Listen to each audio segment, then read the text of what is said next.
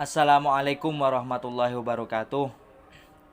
Ilmu dan bakti kuberikan, adil dan makmur kuberjuangkan, tangan terkepal dan maju ke muka, salam pergerakan.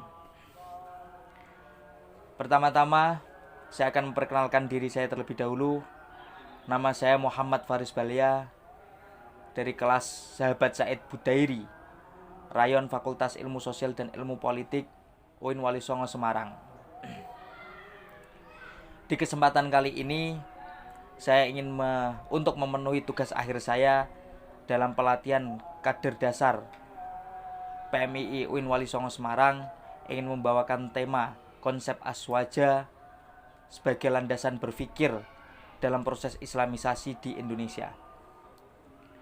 Sebelumnya, saya ucapkan banyak terima kasih kepada seluruh panitia PKD UIN Wali Songo dan juga jajaran komisariat UIN Wali Songo Semarang dan juga jajaran Rayon Fakultas Ilmu Sosial dan Ilmu Politik UIN Wali Songo Semarang atas dedikasi mereka dan ilmu yang diberikan kepada mereka untuk kami semua sehingga kami sampai selesai ke tahapan ini.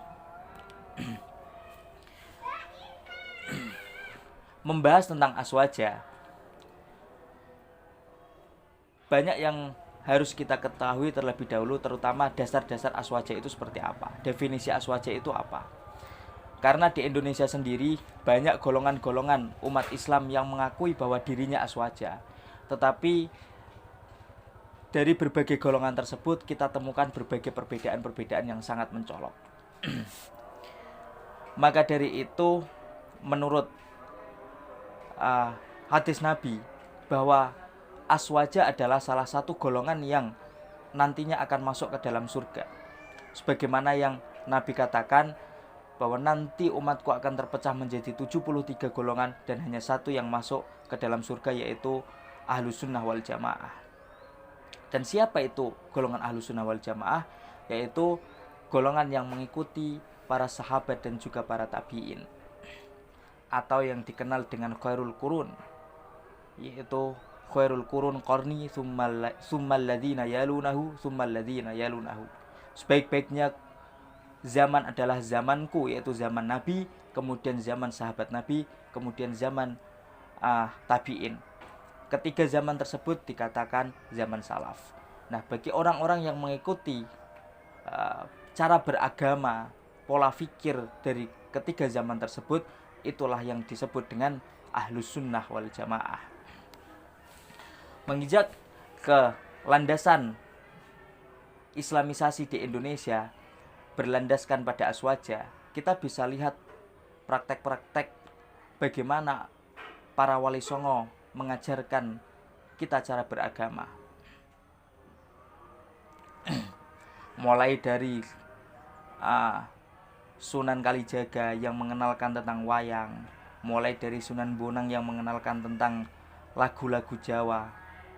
Itu adalah suatu proses pengenalan Islam kepada orang-orang Jawa dengan cara akulturasi budayanya, cara memasukkan agama ke dalam budaya-budaya yang telah berkembang di masyarakat. Di situ kita bisa melihat bahwa apa yang dilakukan para wali songo dalam memberikan pengetahuan Islam kepada masyarakat Indonesia tidak pernah melalui jalur kekerasan, melainkan melalui pengenalan agama terhadap masyarakat-masyarakat di Indonesia tersendiri dengan menyisipkan agama tersebut dalam budaya-budaya yang kesehariannya dilakukan oleh masyarakat di Indonesia. Ketika kita kembali kepada zaman Nabi, Nabi pun tidak pernah mengajarkan agama Islam, memerintahkan masuk Islam kepada masyarakat di kota Mekah melalui jalur kekerasan. Tetapi Nabi memberikan pendidikan sedikit demi sedikit kepada masyarakat di kota Mekah tersebut, sehingga Islam, ajaran tauhid, ajaran menyembah kepada satu Tuhan diterima dengan baik dan menyatu secara kuat di dalam hati masyarakat Mekah hingga saat ini.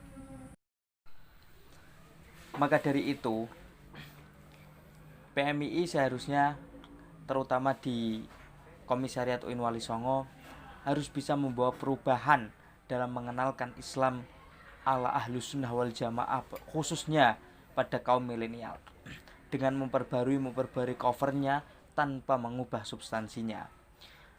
Bisa kita ambil contoh seperti jalur dakwah menggunakan video, jalur dakwah menggunakan media sosial, dan juga berbagai hal yang lain harus kita kembangkan sedemikian rupa sehingga agama terlihat menarik dan juga banyak diminati oleh masyarakat, khususnya pada kaum milenial. Mungkin sekian yang bisa saya paparkan sedikit tentang Ahlus Sunnah wal Jamaah An-Nahdliyah sebagai landasan berpikir dalam perkembangan dan juga islamisasi di Indonesia. Jika ada banyak tutur kata yang kurang berkenan dan juga menyakiti hati kalian semua, saya meminta maaf yang sebesar-besarnya. Wabillahi taufiq wal hidayah. Assalamualaikum warahmatullahi wabarakatuh. Salam.